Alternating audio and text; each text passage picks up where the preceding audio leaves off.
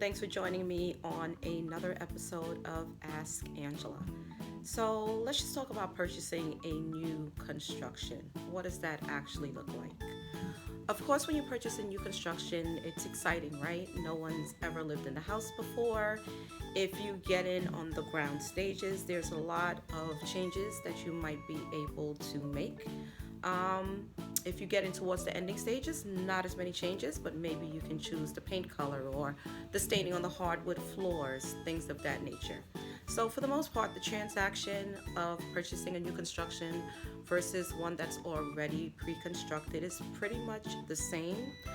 But one of the things you want to look out for is going to be the taxes, right? So for the most part, taxes are estimated for new construction because you don't actually get the tax until you have a final CO. And of course, if you're purchasing a new construction that's not done yet, you're not going to have a final CO yet because they're not done. So those are one of the things, if not the major thing that you want to consider, discuss with your realtor, discuss with your banker. You could, in theory, look around or have your agent look around and see what taxes seem to be the norm in the neighborhood.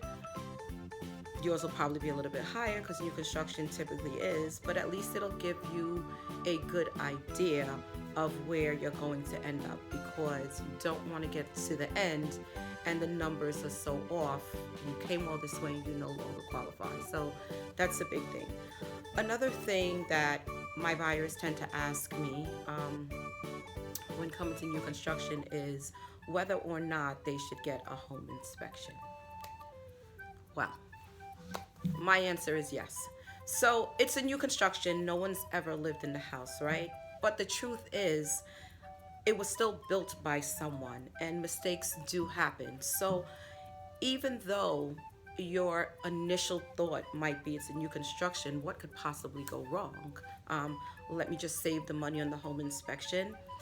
You're still buying something, and if you're getting a mortgage, you're going to be in it for 30 years, maybe 20, but you're going to be in it for some time. And even if you're not getting a mortgage, you're still putting out hundreds of thousands of dollars, right? Regardless of where you buy. So I highly recommend it.